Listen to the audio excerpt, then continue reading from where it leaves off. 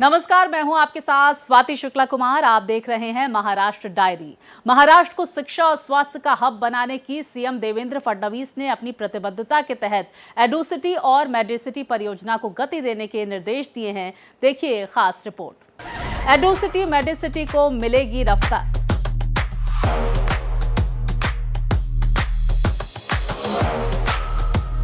महाराष्ट्र में शिक्षा और स्वास्थ्य के क्षेत्र में ऐतिहासिक बदलाव लाने की दिशा में देवेंद्र फडणवीस की सरकार प्रतिबद्ध है।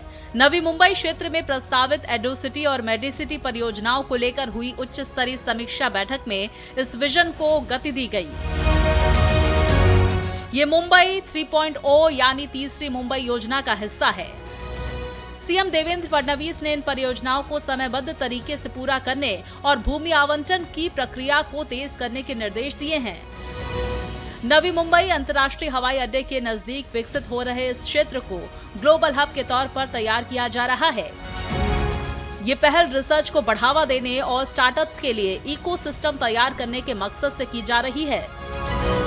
मेडिसिटी परियोजना के जरिए वर्ल्ड क्लास हेल्थ सर्विसेज का ऐसा नेटवर्क तैयार करने की योजना है जो मरीजों को आधुनिक और एडवांस चिकित्सा सुविधाएं उपलब्ध कराएगा। महाराष्ट्र औद्योगिक विकास और निवेश का बड़ा हब बन गया है। अलग अलग क्षेत्रों में हो रहे निवेश और रोजगार की बढ़ रही संभावनाओं पर देखिए ये खास रिपोर्ट। महाराष्ट्र बन रहा निवेश का हब। महाराष्ट्र में औद्योगिक विकास की रफ्तार नया इतिहास रच रही है। मुख्यमंत्री देवेंद्र फडणवीस की अध्यक्षता में हुए कई अहम समझौतों से राज्य की अर्थव्यवस्था को लगातार मजबूती मिल रही है।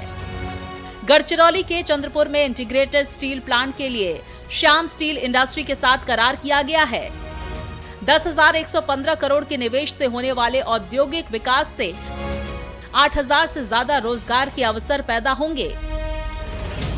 महाराष्ट्र में green energy, artificial intelligence, green hydrogen और न्यूक्लियर टेक्नोलॉजी के क्षेत्र में अपनी मजबूत स्थिति बनाने के लिए JW ग्लोबल इंडिया और द सीट कंसोर्टियम पार्टनर्स के साथ समझौता किया गया है। इसके अलावा मुंबई महानगर क्षेत्र, रायगढ़ और पेड़ ग्रोथ सेंटर से जुड़े अलग अलग संस्थानों के बीच हुए शेयर होल्डर्स एग्रीमेंट से शहरी विकास और इंफ्रास्ट्रक्चर को नई दिशा मिलेगी।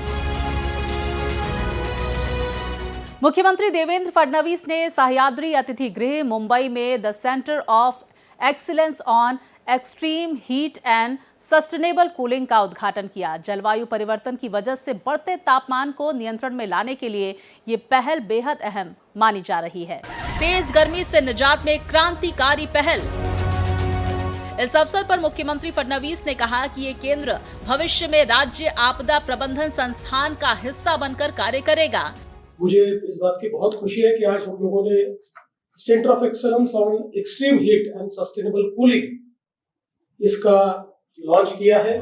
सूखा, ओलावृष्टि और बढ़ते तापमान के कारण समस्याएं बढ़ रही हैं, जिनका समाधान निकालने में ये केंद्र उपयोगी सिद्ध होगा, जिसका सीधा फायदा किसानों को भी होगा।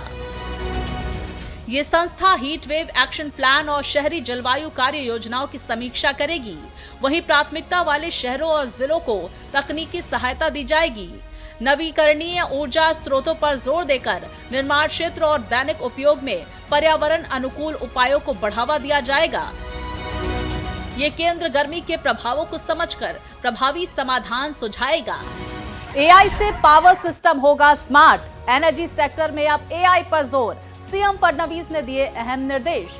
महाराष्ट्र में बिजली व्यवस्था को AI से मिलेगी नई ताकत। ऊर्जा उत्पादन और वितरण में होगा इस्तेमाल। पुणे में स्वास्थ्य सेवा का नया अध्याय। प्रसिद्ध गायिका लता मंगेशकर और आशा भोसले को बड़ा सम्मान।